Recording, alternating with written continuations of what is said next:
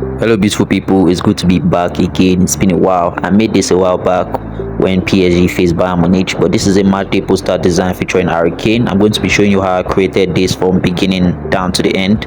Stay with me. If you are joining for the first time, do well to like and subscribe. Alright guys, let's get it. So like always, I always start by creating a white background. Sometimes I really don't know what kind of background color I'm going with. I just go with the flow most times because I know some people probably advise you to sketch on a book, but it doesn't work for everybody. For me, I don't. I just go with the flow.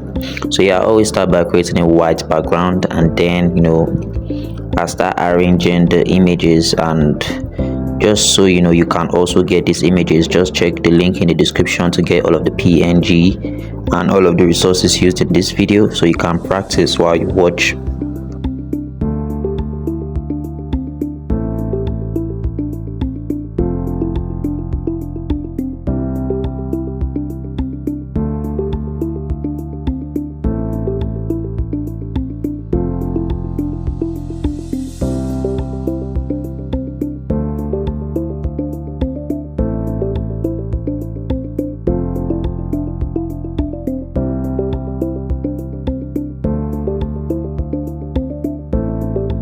So I've exported just 3 elements so far. I want us to work with this. So the first thing I'm doing is changing the background. I'm gonna make it red, just to represent the color of the club that I place for, and also the jersey, if you get me.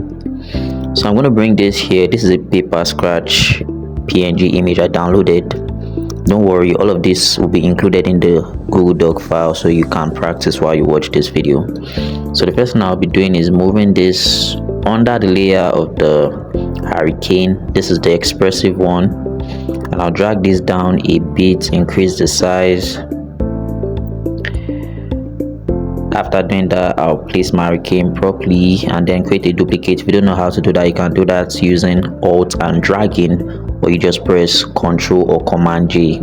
So I'm going to adjust this properly and just leave it at an angle where I prefer. It's all down to preference. Even while you're watching this video, you don't have to follow everything word for word, like step by step. You can also be creative and try out your own process. So I'm going to create one more duplicate, and like I said earlier, I can do that using Ctrl or Command J, or rather just hold the Alt button and drag with your mouse or your touchpad. So after doing this, the next thing I want to do is add some background effect, and I'm going to be using other pictures of our player, which is Harry Kane. So I'm going to drag this here. Make sure this is placed at the bottom of the Harry Kane layer. Make sure it's placed at the bottom of the Harry Kane layer. And I'm going to change the blend mode from normal down to exclusion. And as you can see right now, I'm reducing the opacity to make sure the effect is not too harsh on the background, so it's not taking away the attention from the main character. So right now I'm fading the edges using the gradient tool. I don't need that anymore, so I'm just gonna head back to my files and pick another Harry Kane image, and we're going to be running the same effects and see how it looks. So this is another expressive picture of Harry Kane, celebrating a goal. We're trying to instill fear in our opponents. You have to be intentional about your design. Don't just design for the fun of it. You have to have a direction. So now I'm gonna check out different blend modes and see which one works best. But since we already used exclusion for the first one, I'm just going to repeat that same process, so just to make sure our design is not looking awkward in any way. So right about now, I'm just trying to test other blend modes to see if they will give me a different effect. But if I don't see anyone that matches my preference, then I'll just stick to the one we used earlier, which is exclusion. So let's see. Nah, I think I'll just stick with exclusion. I don't really like the others that I'm seeing so far, so I'm just going to put it back to how it was initially. Right, so I think I like this one better. Cancel that because we don't need that anymore. So the next phase is retouching our image, and for this process I already created a PSD file that has all of my curve adjustment layers saved. I always use this just to save myself the time of having to create it from scratch. So I just pick it and just apply to each of my designs every time I want to use it. So I'll also be including this in the file just so you can get it and also make your workflow, you know, easy and fast. So the next thing we're going to be doing is applying this adjustment on our image, and just like you saw on the cover, you see I made I made it clear that you have to reduce the opacity, you know, make sure opacity is 66 and make sure the flow is 55, just make sure it's not too harsh. So right now I'll start painting with my brush. Make sure your color is set to white. All of the masks are already inverted, you don't have to worry about doing that manually. All you have to do is just apply the effect on the places that you want and, you know, get your design going. You see, and the beauty about the curve adjustment layer is the fact that you can always adjust the levels. You know, if it's too bright, if it's too dark, you can adjust that. So the next thing I'm doing is whitening the eyes. Yes, we're whitening the eyes, and to do this you have to use your exposure. You know, make sure it's not too bright, just set it bright a bit. Zoom into the eyes of the eye you are working on. Make sure your mask is inverted, and then you start painting, or you start brushing rather. Just brush through the white part of the eyes, you know, don't touch the black parts, just the white parts. So this is a process that I'm going to be, you know, I'm going to make this process fast just so we don't make this video too long and we don't waste time. But from all I've explained, this should be easy for you to do. Just follow the video and listen to what I've said earlier, and this should be a seamless process that you will get in no time.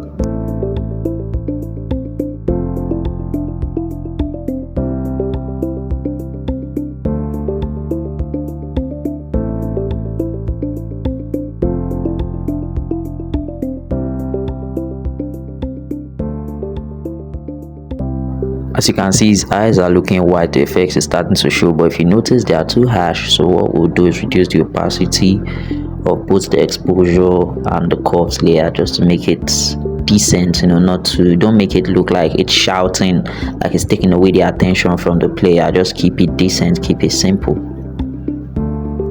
After that, I'm going to group the layers, you know, the Harry Kane and all of the effect I added. I'm going to group them together, create a mask, you know, and fade the edges, because if you notice, this is like a passport kind of size and we don't want that obvious. So we're going to fade the edges of the images just so it aligns with the background and you give it a smooth blend. You get me?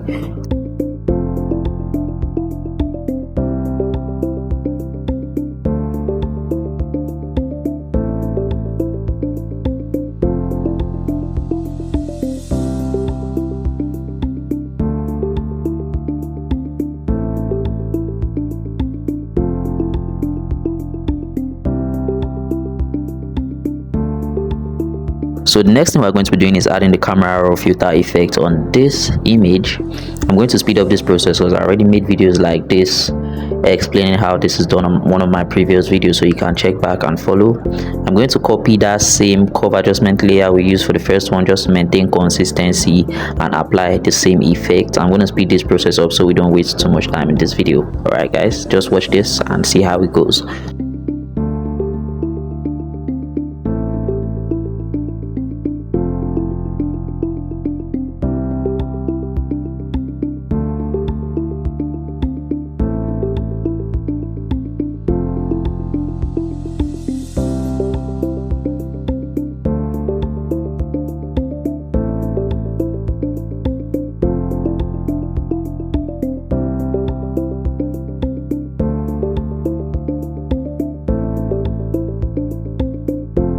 So next I'm going to be adding another element to our design. This is a grass, a pitch grass.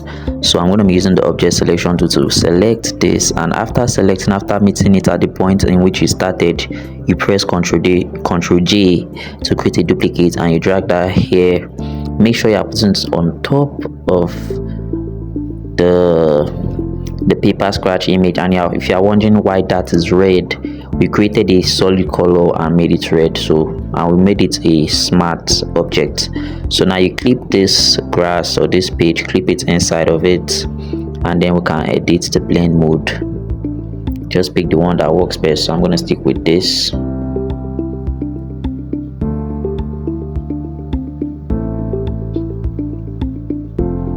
And I also like to name my layers, just to make it easier for me to make corrections when I need to. So the next thing we're doing is adding full shadows. I already made a video on that. You can check back just to get it clearly if you don't understand watching this one.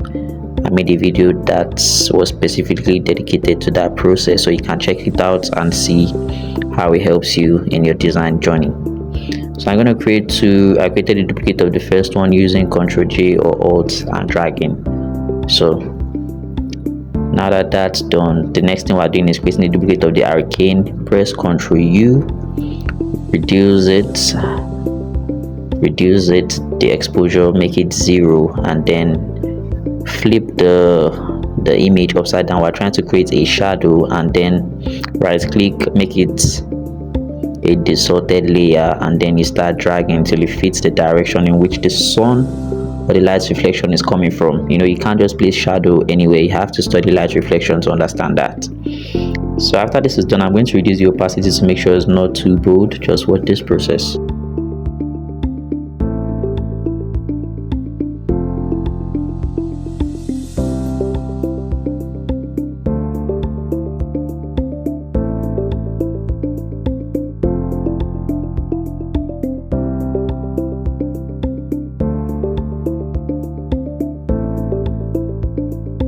So I'm gonna head back to my files and pick an element. This is a Champions League logo because this is a Champions League match. So I'm gonna pick something that represents the competition, which is the Champions League symbol. I'm gonna cut that because I only need this ball. I'm going to place it behind this Harry Kane, and since it's black, it would make our design look awkward. So I'm going to add a solid color and change the color to red. And in doing this, I'm going to select the red particularly from the jersey so it matches. So I'm going to be using my picker. I'm going to pick the color right from his jersey, just so it makes sense and it fits perfectly, just to make sure we're not having different red, just to keep your design smooth and clean.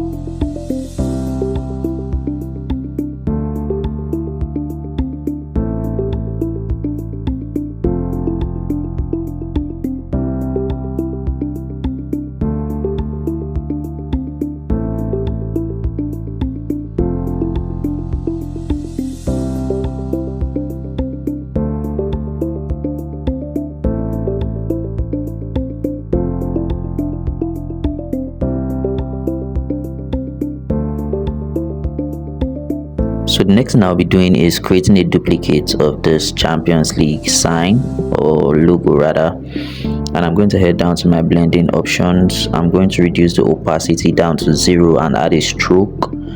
Make sure the stroke is not too much, it could just be around the range of 1, 2, 3 or 4.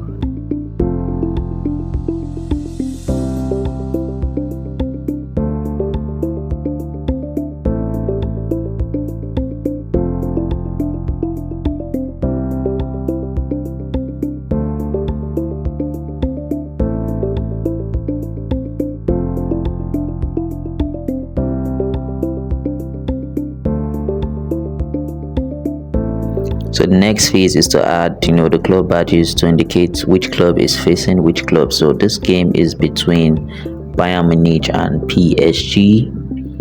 So I'm going to create this rectangle. I'm going to add I'm canceling all of these because we don't need them. So I'm going to add a shadow because this looks too flat. Before then, I'm going to import the badges. Import the Bayern Munich badge, and then I'll head to blending options. And then I'll head to the part that says drop shadow, and I'll adjust it to the part where I want the shadow facing and how thick it is. I can reduce the opacity, just make sure not to harsh on the background. So yeah, now I think this is good. So you can just follow all of my settings in the panel so you can get yours easy. Okay, I think this is okay. Let me drag this back a bit. So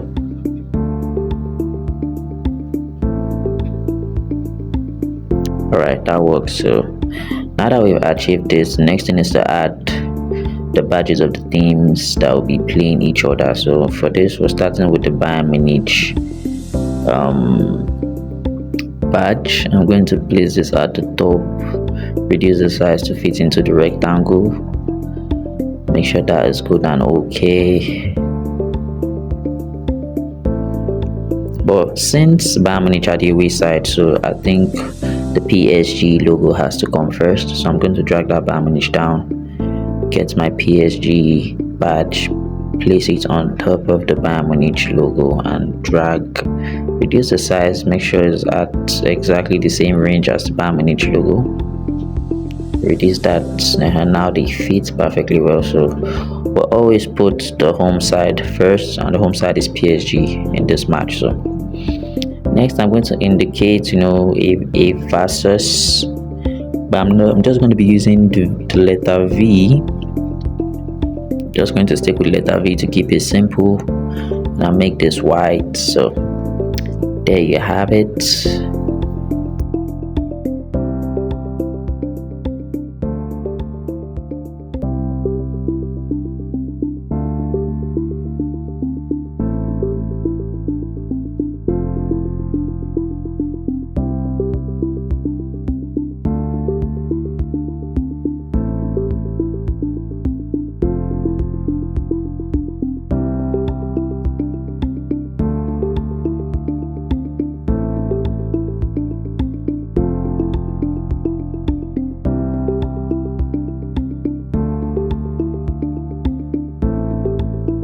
So this is looking a bit boring, so I'm thinking about adding a rim light effect, just to spice things up. And for this rim light effect, I'll be going with the color red because the background is red, so I'm trying to indicate that it's getting that reflection right from the background. You get me? So just follow this. I'm going to rush in this step so the video doesn't get too long.